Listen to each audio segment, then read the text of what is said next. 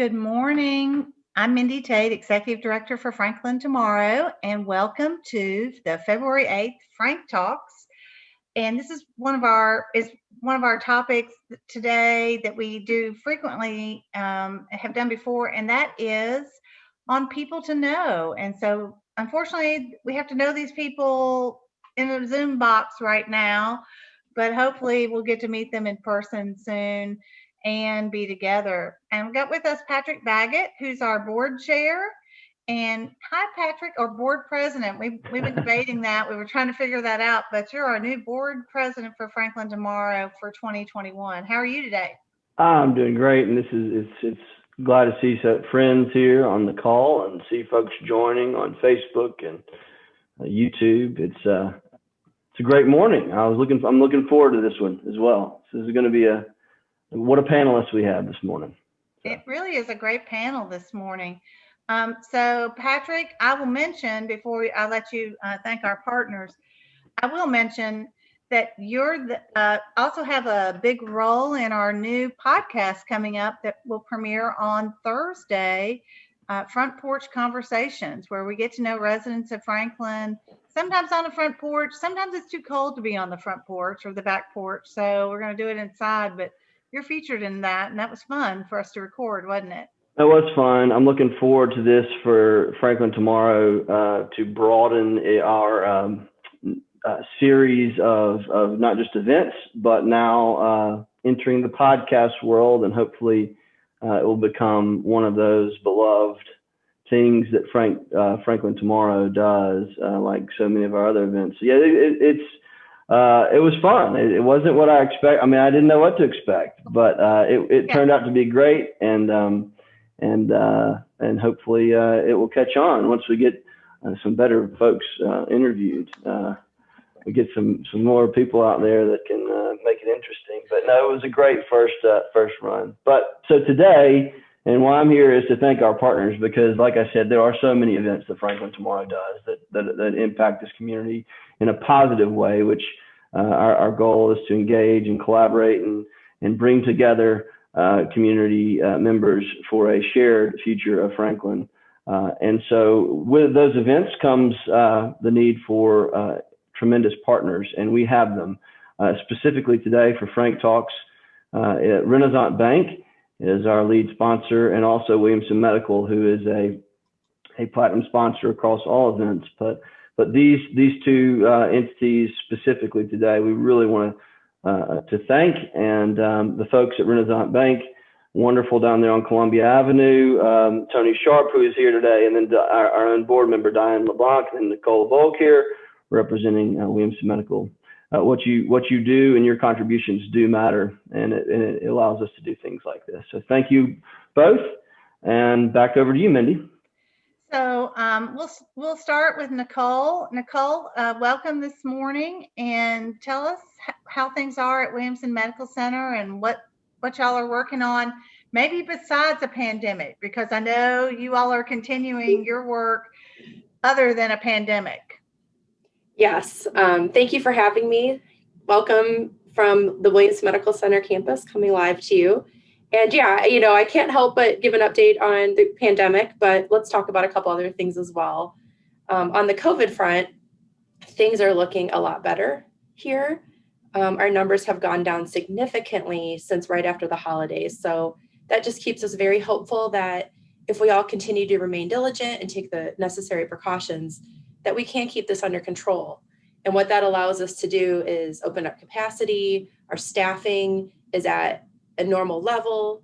We can make sure all of our services are open and available, and we can start to, let visitors back in for those that are in the hospital. There are just so many benefits that come with that. And so it brings us hope, and we definitely need that, because like everybody else, it's been a year that we've been dealing with this. And so things are looking much better. As far as non-COVID, February is Heart Awareness Month, so I can't help but to talk about that today. That's something we're celebrating all month long. And it's just a reminder that if you do have heart attack and stroke symptoms, there is no need to delay care. Call 911, get to the hospital, get checked out. It's better to be safe than sorry. And February is just one of those months where we can all remind ourselves and each other that we just need to be paying attention to that, because that's really important and affects a lot of people. It does, and we do need to be mindful of that for sure. Well, thank you so much, and I'm going to reinterpret and reinforce your message. Things are better than they were, but they're not over yet. So wear your mask when you're out in public, wash your hands, social distance, all of those good things, right? Absolutely. That's how we're going to keep this under control. That's the right. Well, thanks so much, and have a great day. Thank you. You guys too. I look forward to the program. Thanks. Hey, Tony Sharp. Good morning. You got to unmute yourself. Oh, I'm sorry. Had both of you. Did you push somebody out of their office so you could have such a great view? Because that's not what I remember your office looks like. No, this is my normal office. I get to see the police station in the back. I feel pretty safe right now here at the bank, which is always a good thing. Yeah. So what's going on at Renaissance? Yeah, a lot going on. I know that, as Nicole said, there's always, I think she said Heart Awareness Month. Well, we don't have anything like that in the banking world, but it's always good to have a pulse check on your finances and your, what's going on in your life in the financial world. So, what we've got going on at Renaissance, we continue to work through the COVID challenges. We social distance ourselves from clients, and we wear a mask, and we try to stay away, in our own bubble, if you will, when we're outside of work. But with that said, we've got a lot of things going on with PPP. As for those, if you're a business owner, if you're watching and you need help, we can help you with that. On the PPP front, we've had lots of experience, and between Dionne, myself, and Harrison Crabtree, and our folks at our Cool Springs branch, we have someone there that could help support you with that if you need to get some assistance there. So right now there's several businesses out there that need help. We're here to help. Whether you bank with us or not, we can help you out either way. So come on down and talk to us and see us. And again, we're always so glad to be a sponsor of this event. We absolutely love being part of this.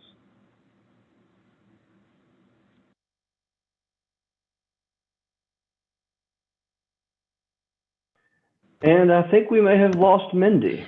We did. So we'll just power on through, Tony. Power if you want on. to. Yeah. Yeah, that's what you get when you do a Zoom webinar. But I'm Carly Schroer-Jewell. I'm the Director of Community Engagement, so I'll head it up. So we're excited to be here with you guys. Thanks for being here on Facebook. I guess we'll go ahead and introduce our panelists. So this morning we've got Jemond Daughtry from the Good Food Group and Robert Blair from the FSSD board. So thanks guys for being here this morning. And then after they speak, we'll have Dionne Lucas from the National Museum of African American Music. She is the Director of Retail Marketing. And then after that, we'll have Doris McMillan, who is one of our lovely board members and a great member of the community. So we'll start with Robert and Jemond. Well, I'm back. Hang on one second. Don't know what that just did, but we do want to start, as I mentioned to our panelists. Late last year, one of those people that we all knew in Franklin, Alderman Pearl Bransford, passed away at the end of November, and it was a significant loss to our community. And she was a great supporter of Franklin Tomorrow. She attended our Vision City trips, always was one of the first people to arrive at Breakfast with the Mayors, and always had great questions for us when we would meet and discuss issues and topics. And her family, working with her family and Franklin Mayor Ken Moore, Franklin Tomorrow was designated as the collection point for a scholarship to be established at Columbia State Community College in the health sciences field, because Pearl's career was in the health sciences as a nurse and as a nursing administrator, very, very respected in her community at Vanderbilt and other places that she worked. And so we are proud to note today that we have raised and the community has contributed more than $30,000 to honor Pearl in creating the scholarship at Columbia State, but it's not too late to donate to that, and you can do so through our Franklin Tomorrow website, franklintomorrow.org, or send a check to P.O. Box 383, Franklin 37065. But right now, we're going to start today by honoring Pearl with a video the city put together, and just remember her for her commitment and service to our community.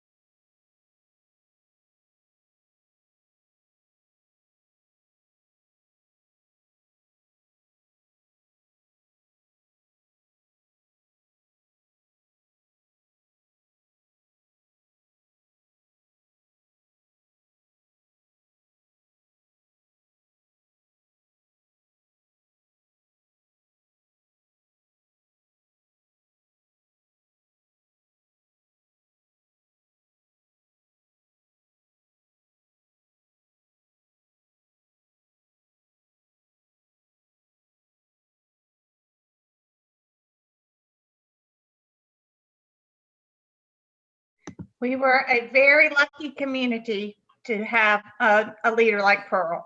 I always choke up when I see that video because I think about all those times together and the laughs and the serious conversations as well.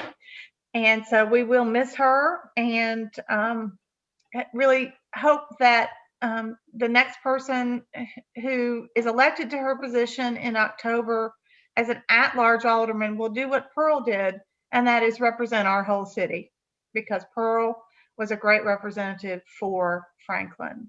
Around the world, the people in Canada, people in Germany who knew her through sister cities, her relationship, she was one of those people to know. So we're here today to get to know some more people. And again, you can contribute to the Pearl Bransford Scholarship Fund through Franklin Tomorrow, and then the scholarships will be endowed at Columbia State. But we're going to kick off People to Know with two guys who are been working along a year or so, I think, on a project, the Black Business Coalition, Jemond, Daughtry, and Robert Blair. Good morning, gentlemen. Good morning. And so I'm going to have, which of you would like to tell me a little bit about what the Black Business Coalition, how it got started, and who's working on that, and the organization that's pulling that through. Oh yeah, I'd be happy to share. Can you hear me okay? Great. Wonderful. So good morning, FrankTalks, and I'm going to be speaking today on behalf of my co-chairs. First, just want to say what a beautiful tribute that was to Alderman Bransford. I think someone shared in the chat they wish that they could have known her more. I would echo that sentiment as well. So a true jewel for the community.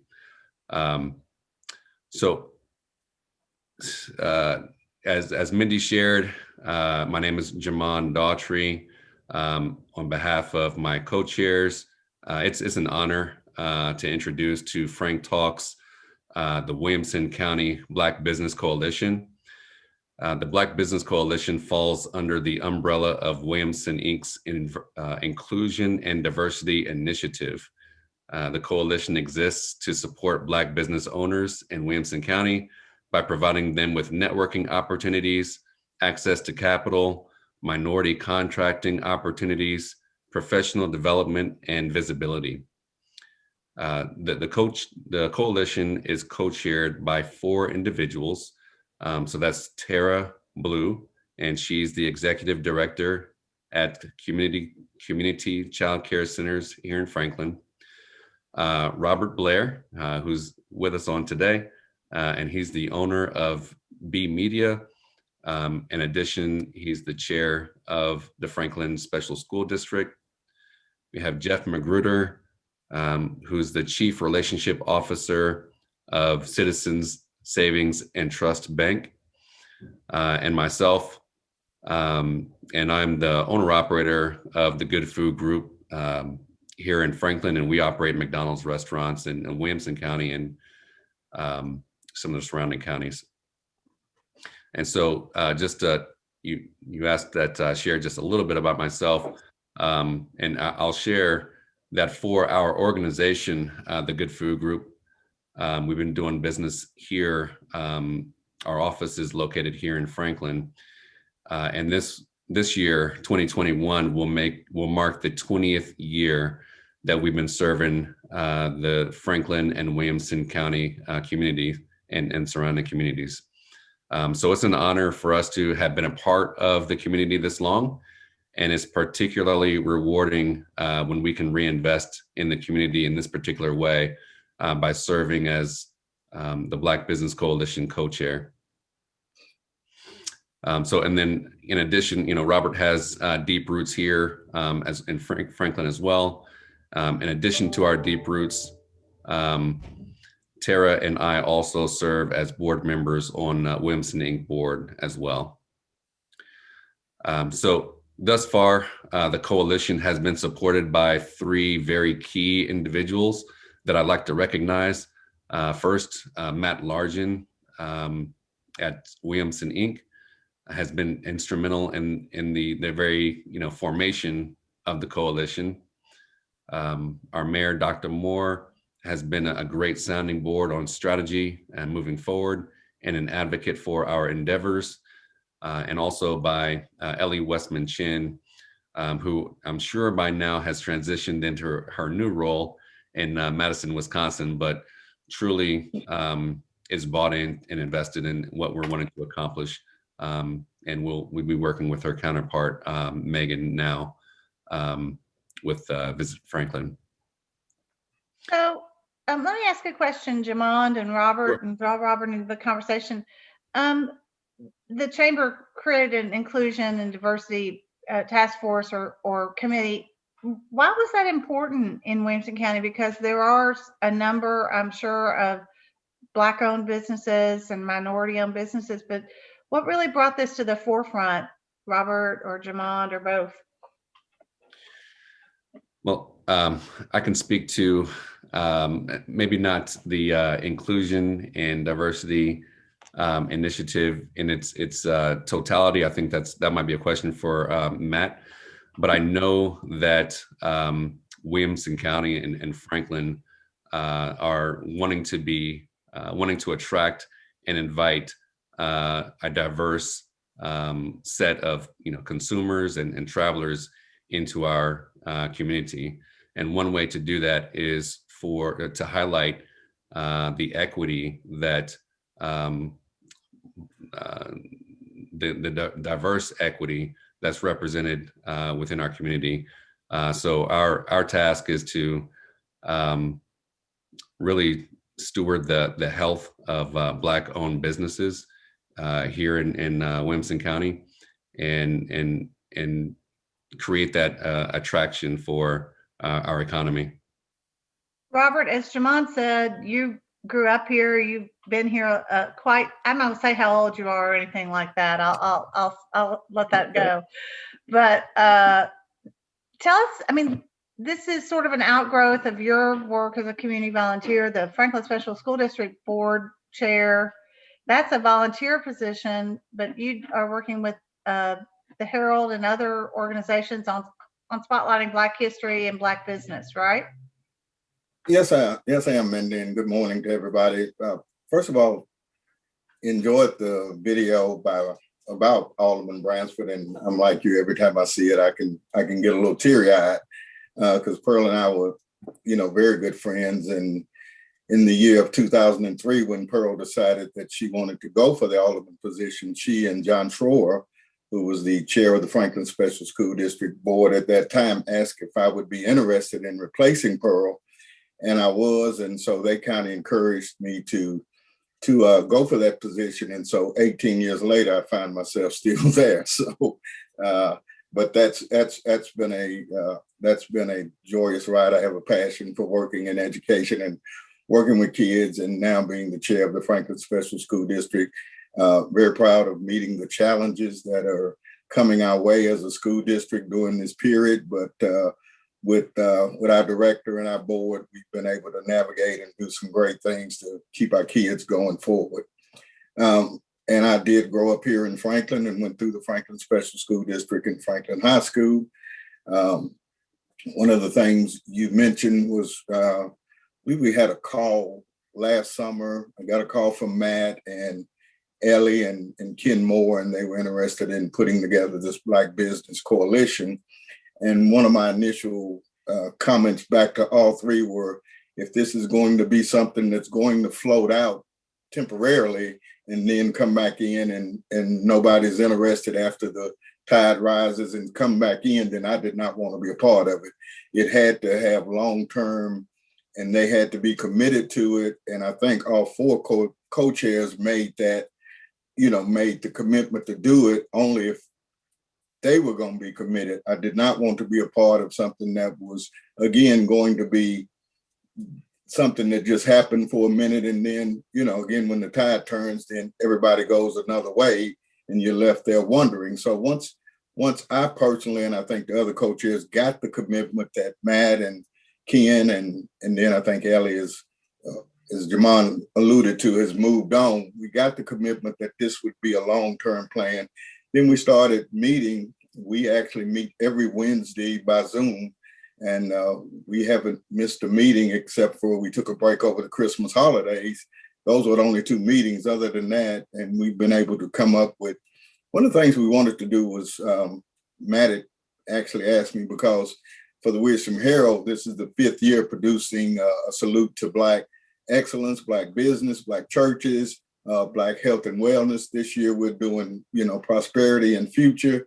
But one of the things I had done was to try to identify Black businesses and their struggle. And that was even before the COVID period. So one of the first things we did was work with the chamber on putting together a Black business directory, and we're constantly updating that. So that can be found on the website at the Williamson Inc. website. And again, we're constantly updating that, constantly trying to find ways to make that better and to find Black businesses and to engage them. Jemond may talk about, we've got some things, we had planned to do some workshops, some serious workshops that would answer questions that Black businesses have. And we also wanted to do some mixers to get to know each other. Of course, during this time, we've been unable to do that, but we're still reaching out in various ways to reach Black businesses. One of the things we're doing, we're raising funds to do a survey, and we've hired a company that will do that for us. So we're still in the midst of.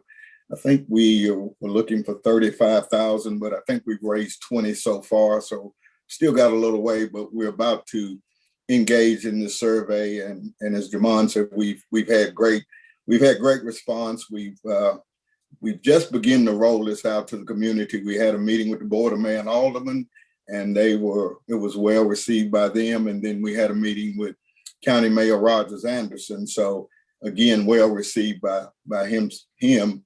And so we're beginning to get out and talk to people and get this out in front of the community and letting them know our vision and what we've done so far. So Jemond may have something to add. So Jemond, you had a presentation at the Board of Mayor and Aldermen recently and shared a slide with them. So if you want to share that with our audience as we wrap up this discussion on the Black Business Coalition, that'd be great.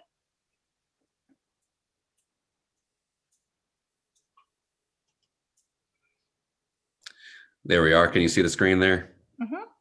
All right, wonderful. Yes, we're very excited about where we are right now and about our objectives for 2021. Just building on what Robert shared, we have identified 5 objectives that we want to achieve in 2021.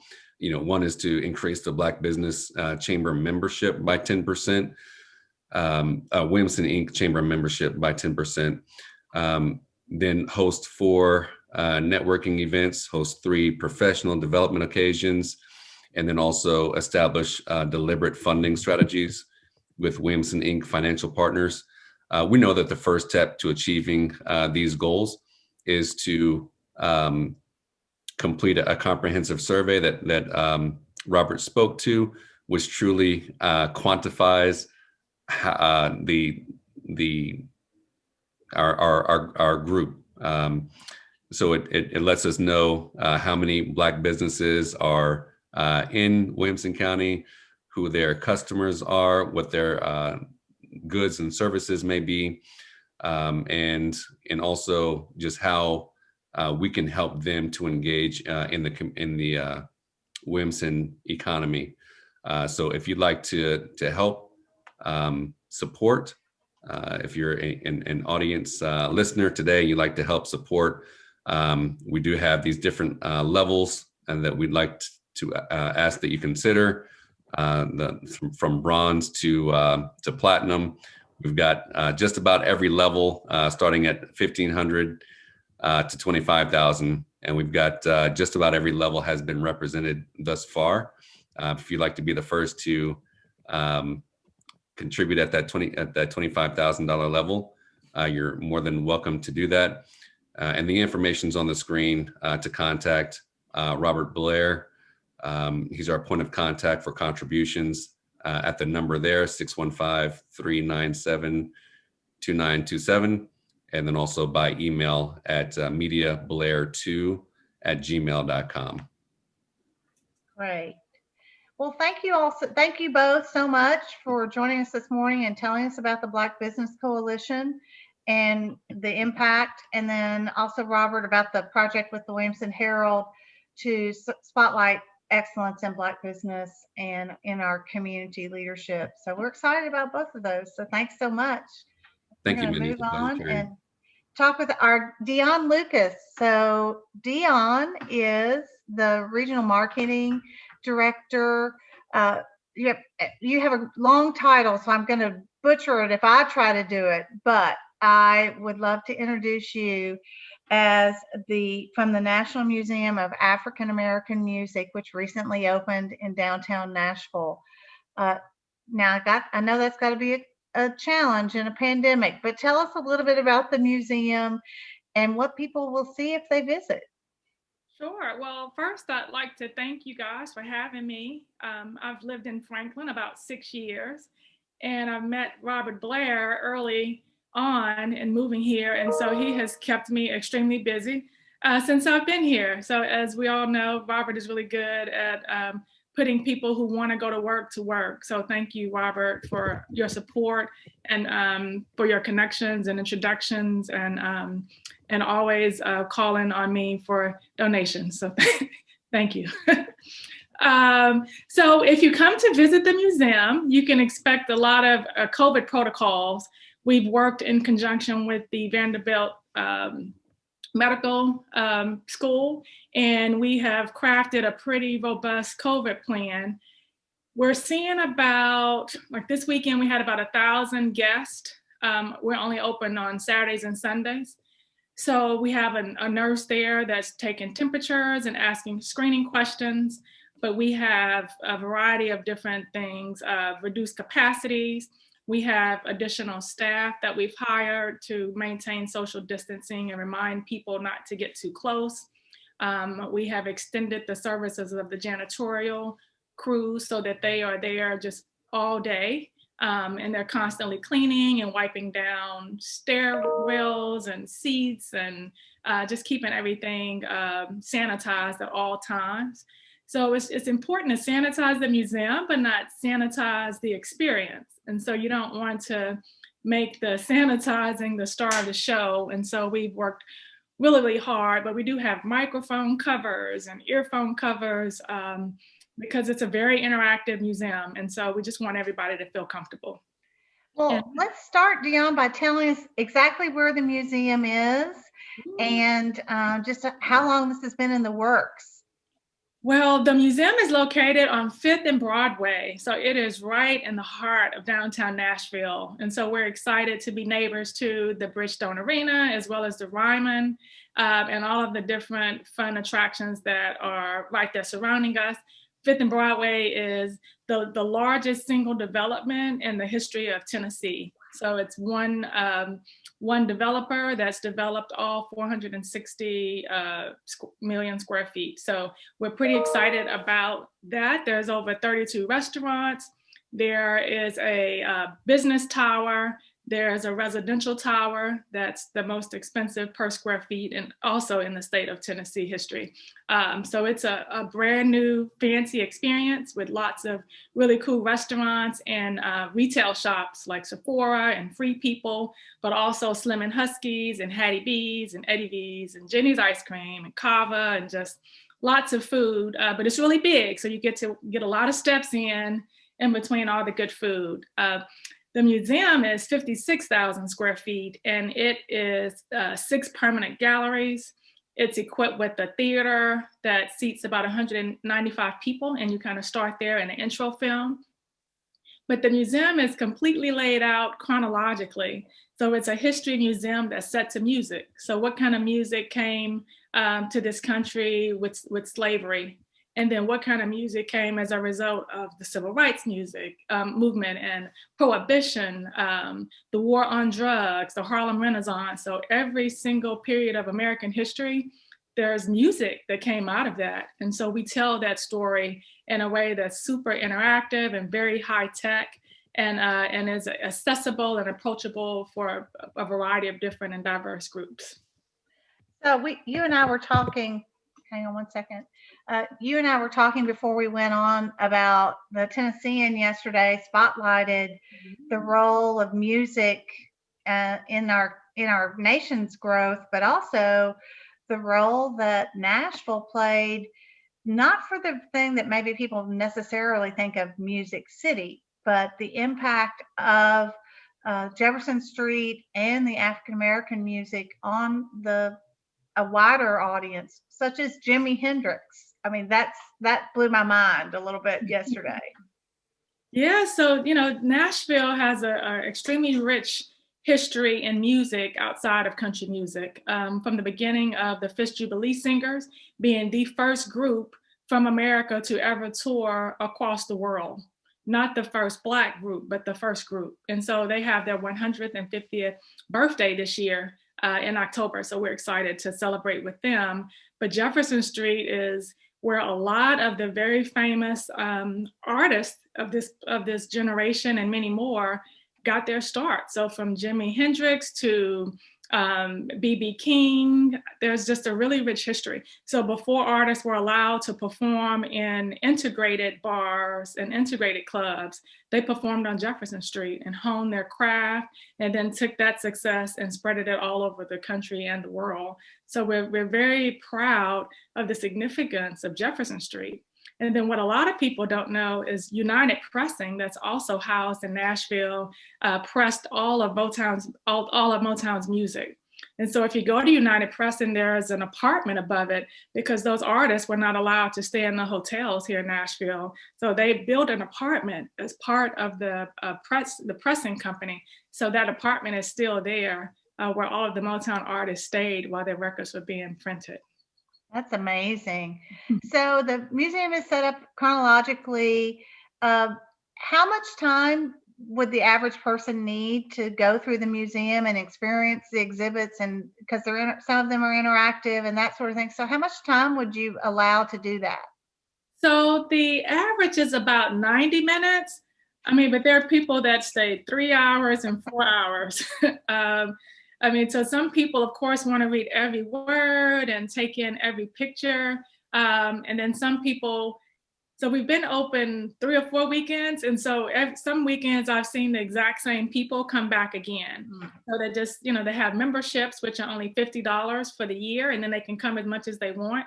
So we're seeing that there are people that literally come every weekend and every day of the weekend. So they just kind of take it in small bites.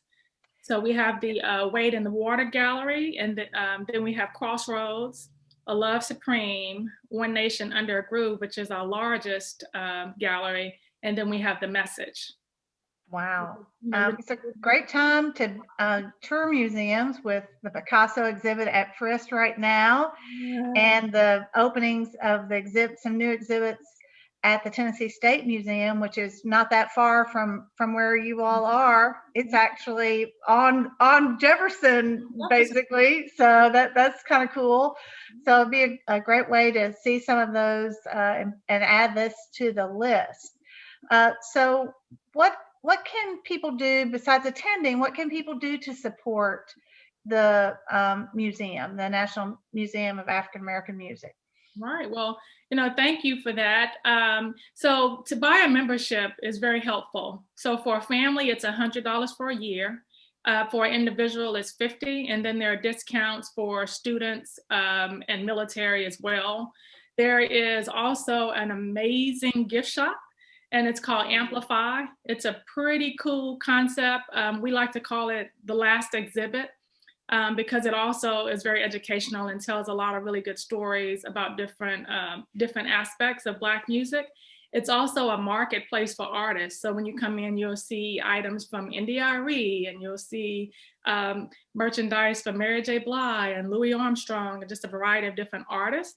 But then there's a lot of local artisans. So we've made a point to give minority businesses an opportunity to sell their merchandise, because most often you won't find many represented in the many attractions that already exist in Nashville. And so we made a point to work with them and make sure that they have access and help them expand their business to this particular type of industry. So we've been excited about that.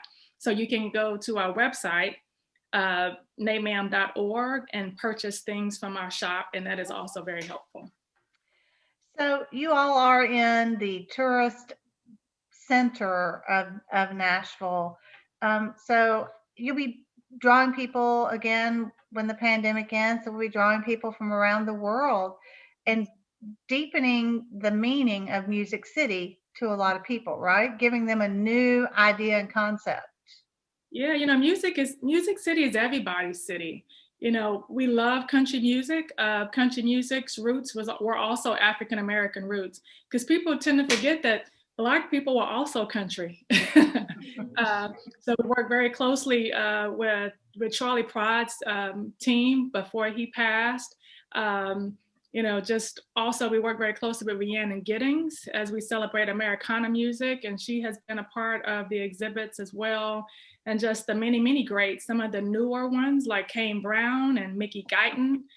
Darius Rucker is one of our chairs. So we embrace all types of music as America's music, and there's room for everybody. Mickey Guyton, she sure is having a great year. Isn't she? She is amazing, and she is a trailblazer as a Black female in this space. Yeah, she's great. So, well, I can't wait to find a weekend that I can come down and visit. And I'm probably going to buy my membership when we get off this Zoom call just to be supportive. And we appreciate it for sure. And thank you so much. And we've put the link to the website on both the Zoom call as well as on our Facebook Live video. So people will be able to find it, and we'll make sure that we have that on our website as well. So thanks for being with us, Dionne. And maybe we'll get you on one of our upcoming podcasts to talk to you about just Dionne, a little more about getting to know you, okay? That would be great. I'm here to support in any way I can. All right, thanks so much. Okay. So our final guest this morning, it's hard to call Doris McMillan a guest. She is one of our Franklin Tomorrow board members and a great board member and a longtime community resident. And Doris, I want to ask you to tell us the brief history of how you came to Franklin and Williamson County. Unmute yourself and tell us how you came to Franklin and Williamson County. Oh, goodness. Very good morning, first of all, to everyone. And that's a story in itself. And I must say, Dionne, I have to lead in from Motown and being on the boulevard, hanging out on the boulevard and hanging out at Hitsville, USA. It's quite an experience when I hear that, because it takes me back to my early life. But I came en route to Tennessee through Ohio. Most people associate me with Detroit because I work for General Motors. But I actually went to design school in the Motor City, and then picked up with GM in Detroit. And I laugh. I have a child for every GM factory I worked at. I have a child born in that city. Okay, so I have a Detroit child, an Ohio child, and I have a Franklin child. And I came en route through General Motors, through Saturn. And for all of y'all that know manufacturing, it was the first company corporate that did the synchronized workspace, and it was a shift. It was a pivot for GM, because they were losing so many jobs to Mexico, and relocating this factory to Tennessee was quite exciting for everyone. And so we were, my family, my husband has since retired, but we were one of the very few families that moved here that was still working within the corporation, because they hired a lot of the laid off workers from around the United States. And it was a way to keep jobs in the United States at that time. And so I actually worked on the floor. I was a union worker, and I left to become one of their partners and worked with Dick Sanderson, one of the original 99. He was one of the original 99 people hired to bring Saturn into this Middle Tennessee area. And so with that, I have a background in early childhood education. Most people don't know that. And I was one of the first teachers there. We were the first corporate childcare in America. And my boss, a lot of you all, I'm dating my age, a lot of you all will know Captain Green Jean. Remember that on children's TV? I know, that was my boss. So I became a Saturn partner. And when I became a Saturn partner, he was the owner of corporate childcare. And so corporate childcare partnered with Saturn to bring that job space for, and it was a resource for Saturn workers. We were the first corporate daycare in America. And so we opened up the door for a lot of families to be able to come into work and bring their kids. They dropped their kids off with us, and then they went to work.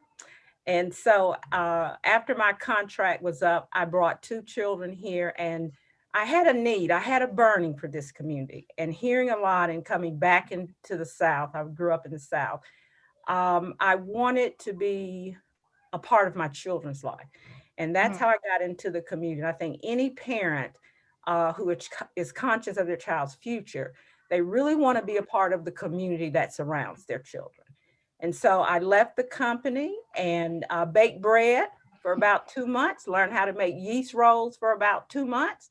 And then I headed out into the Franklin Special School District and worked a little bit over there, worked with, that was a time when the Board of Education, Mr. Blair, had to approve you to be a sub. Do you remember that, Mindy? You didn't just go in and put in an application. So I went over there and they said, go see Mary Mills. And I knew I had a good mentor and friend when I walked into the school to meet her and to get to know her. And I couldn't find her. She wasn't in her office. She was in the lunchroom. I had to meet her in the lunchroom. And she was opening ketchup and mustard packs for all the students that were eating corn dogs that day. But what impressed me most about Mary Mills was she knew every child in that cafeteria. And she was a servant leader. And I knew they had sent me to the right place to be mentored by the right person. And so going into the Franklin School District for a smart time, I worked with Sandy Hines to help develop that kindergarten MAC program and help walk her through that. And then I went back and that's where I met Mr. Blair. So we have a story, we have a history. And we have the Inner City Coalition. And that's when he hired me on to be, he was directing that, and he hired me on to be their youth program director. And that's when we went into our community and started working with our children. And Carter Savage, if you all remember Carter Savage. So Franklin was a part of his thesis for his PhD in working with young children and going through that Boys and Girls Club program. And out of that, we developed quite a bit. So I must brag on Mr. Blair a little bit because he gave me the desires of my heart as a director. Together, we were able to raise the funding to take 32 children who became our power of attorney. They were our children. And we took them on the Underground Railroad tour. We were gone for 7 days and we went into Canada with these children. And we dialogued not only in our literacy program with ICC, but also with the hearts and minds of Black people in our community and the significance that we have in our story in the historical binding of America. There's quite a bit of Black history here. And we did that, Mr. Blair. We took those children and we sort of turned over America. They weren't ready for us, but we did it. And we had a good time. And it's wonderful to see these children as grown-ups today. And they still remember the hand that ICC had in their lives. And so moving from ICC and starting my own business, some of y'all may not know that, Mindy knows that. I have a small business. So I'm that seamstress behind the stage. So I'm the celebrity seamstress, and you've probably seen a lot of my work and not know it. I've been Naomi Judd seamstress for the past 21 years. And I've worked with the likes of Beyonce and Ariana Grande and quite a few little people there. And before the pandemic, my last job, which was the best, was with Tyler Perry. I was part of that, the farewell tour. I was part of that with him, the Nashville base. So I worked with a lot of video people and production companies and a little bit of different in the entertainment industry. And I've had some dresses at the Country Music, Dionne, at the Country Music Hall of Fame. I had 2 of my dresses on display there in the Judd's tour. So if you went there, you saw those dresses. Those came out of Franklin, Tennessee. And I've worked on their tours and the Vegas tour, the book tour, the Bravo tour. So that's one of those little hidden gems. I like to sew and bead. And so going with that, I'm over here at New Hope right now. And I want to talk a little bit more about that because this is where we are in the life of a child. And I've always loved and advocated for children. And so being here and being director of admissions and enrollment management is more of a privilege than a job. And it's what we bring to the community. You know, we're grown-ups and we're settled in our being. But the life of a child is just really, really important. And when we make change within the life of a child, then we have the ability to change the family. We change the direction of where we want to be with any type of relationship, whether it's sexism, racism, age, gender, anything. When you educate the child, they have a way of softening the heart and piercing the heart. And so you have effective change. And then you're able to pivot without being so hard on yourself. You know, as adults, we deal with so many things and we have to be politically correct, but children come to us in the most purest form. And I love the music because New Hope music is a big part of New Hope. The arts is a big part of New Hope. We have 2 languages here that we teach the children, Spanish and Latin. Most of our children graduate pretty proficient in Latin, which helps make them a little bit more competitive out in the independent field. We're a local private school. We are faith-based. And so we have 15 feeder schools that really reach at our children when they leave here. They're pretty well rounded when they leave New Hope Academy.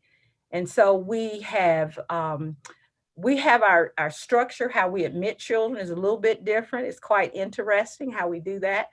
We reserve 40% for full pay students, 40% for scholarship students, and 20% for financial aid students. So we have not only a racial mix and a diverse mix of children, we deal with the socioeconomic story of our community. And so we bring in all of the above. So our children are able to navigate themselves in a lot of different directions other than play. And we play hard over here. We play a lot over here.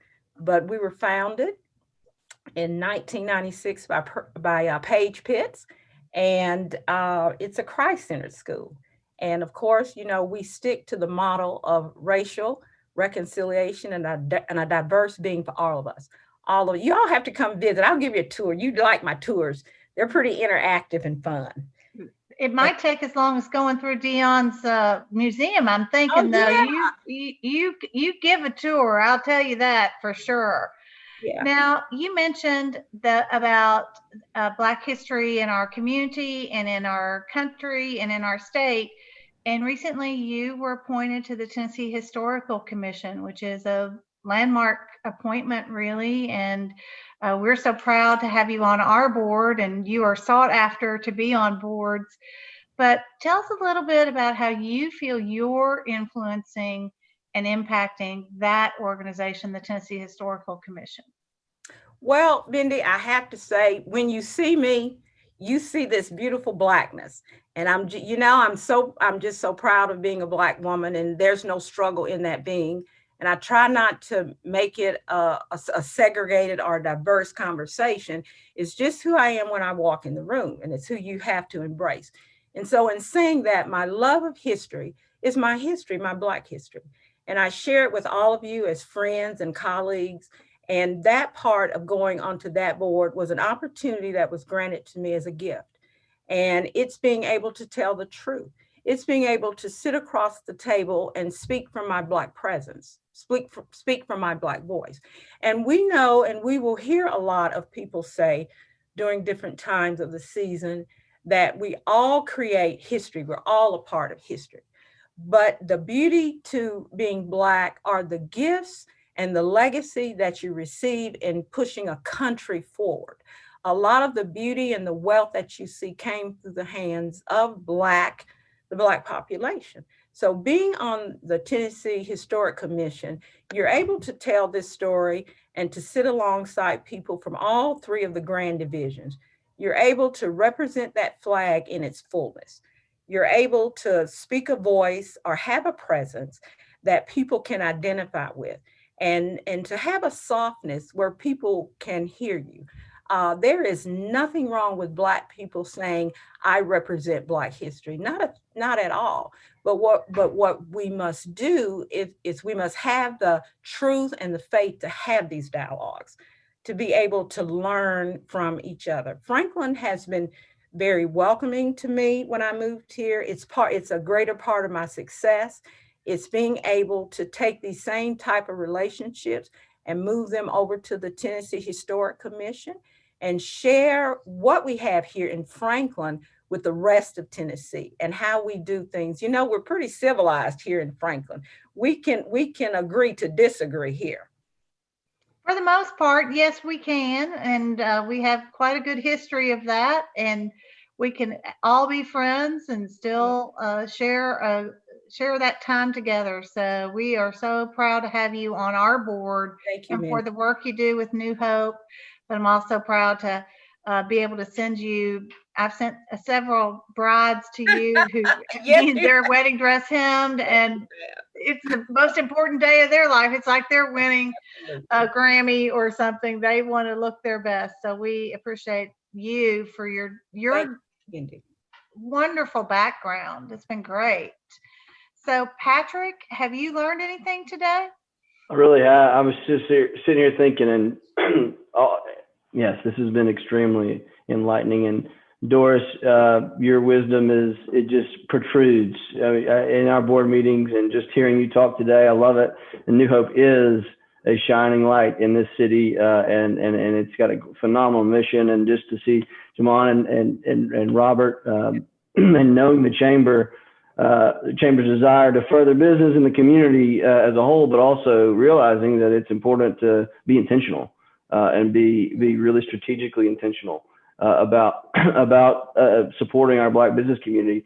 It's something that this community needs to hear, and we need to support. And then Dionne, I can't wait. I'm a music guy, and so I can't wait to get down there and see. Actually, I've seen some pictures from other folks who have been on social media, and it looks like it's first class across the board. I mean, it looks like a profession. It looks like a Grammy show, really. I don't know. I saw the pictures, and it looks so well produced. So I'm excited to go see that. So I enjoyed it, Mindy. I really did. I hope everyone else did. We had a great attendance on here as well. So We did. people are excited to hear. And we have had such great response to people watching these over and over as we post them on our Facebook and our YouTube page, as well as on our website.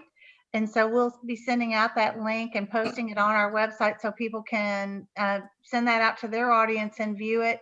But we really would encourage people to join our YouTube page and like our YouTube, Franklin Tomorrow, so that you can be notified for the Thursday premiere of our Front Porch Conversations podcast, which will be this Thursday morning. And I don't think we're going to tell you the premiere time yet. We want to announce that in a different way this week, but it'll be Thursday morning. It's only 20 minutes of your time, but you will learn something about Franklin, and you'll learn more about Patrick Baggett and Franklin Tomorrow and some of the other Mindy, I have organizations to say, he's involved in. I gotta say this is, I've said this joke a couple of times, but it's true. On these podcasts, they have these professional mics, and your voices sound deep. And in my head, I sound like Tom Hanks. But then when you hear yourself, you sound like Bozo the Clown, but it's fun. It was enjoyable, but sitting around, it's interesting. I can't wait to hear everyone else's, though. I enjoy listening to everyone else's. I can't wait to hear everyone else's, and I hope this is something everyone subscribes to, and throughout this year and in the future, you stay up to date with, because it's going to be, I see the potential. Mindy sees the potential. The board sees the potential. It's going to be great for this community. Mindy and Patrick. So let me extend a really good shout out to Mr. Blair and Mr. Daughtry and Miss Lucas, and especially to Franklin Tomorrow for bringing the height of this morning and the energy you brought. It speaks to the quality of life here in Franklin. And we should never be dismissed at getting to know people of different backgrounds and different spaces. And so I just want to thank you all for doing that and connecting our community in such a very special way that's very meaningful to your African-American citizens, and what you as Franklin Tomorrow offer, not only for this morning, but for 365 days. We have this energy to look forward to. But we try to bring it for sure, and we couldn't do it without our partners like Williamson Medical Center and Renaissance Bank, who help us with FrankTalks. But we've sent a lot of links in the program, and we'll be adding those links to the Facebook and to the website so people can learn more about the National Museum of African American Music and how they can get involved in the Black Business Coalition and support that. And we'll even put the New Hope Academy up there, Doris, so people can learn more about that. I love it.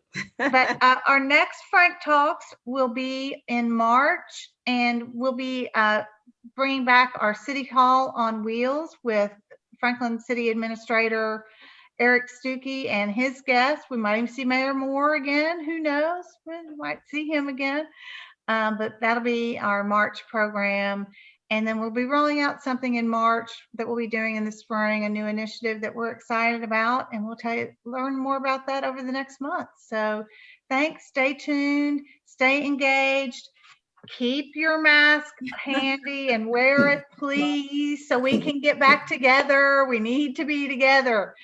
And wash your hands. Stay safe, stay engaged, and we'll see you soon on the next Frank Talks or Franklin Tomorrow program. Have a great day.